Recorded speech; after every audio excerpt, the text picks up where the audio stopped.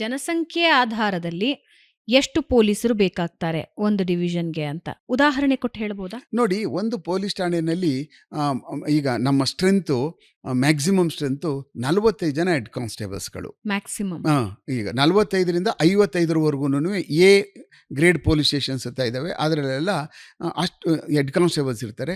70ರಿಂದ 90 ಜನದವರೆಗೂ constables ಇರ್ತಾರೆ.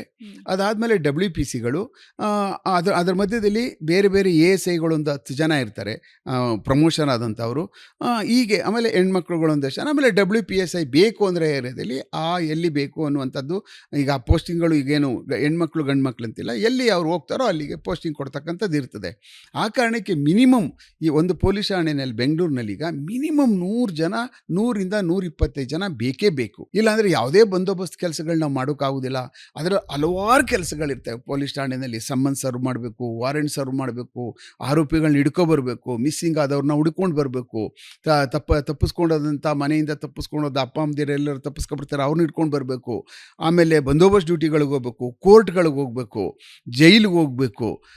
ನಾನಾ ಕೆಲಸಗಳು ಪೊಲೀಸ್ ಠಾಣೆಗಳಲ್ಲಿ ತುಂಬ ಕೆಲಸಗಳಿರ್ತವೆ.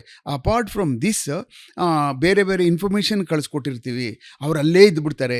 ಅದಾದಮೇಲೆ ಸರ್ಕ್ಯುಲೇಷನ್ಸ್ಗಳು ಕಳಿಸ್ಕೊಟ್ಟಿರ್ತೀವಿ. ಯಾರ್ದಾದ್ರೂ ಭಾಳ ಇಂಪಾರ್ಟೆಂಟ್ ಏನಾದರೂ ಸರ್ಕ್ಯುಲೇಷನ್ಗಳಿಗೆ ಹೋಗಬೇಕು ಅಂದರೆ ಸರ್ಕ್ಯುಲೇಷನ್ಗೆ ಹೋಗ್ತಾರೆ. ಅದ್ರ ಮೇಲೆ ಟಪಾಲ್ಗಳಿರ್ತದೆ.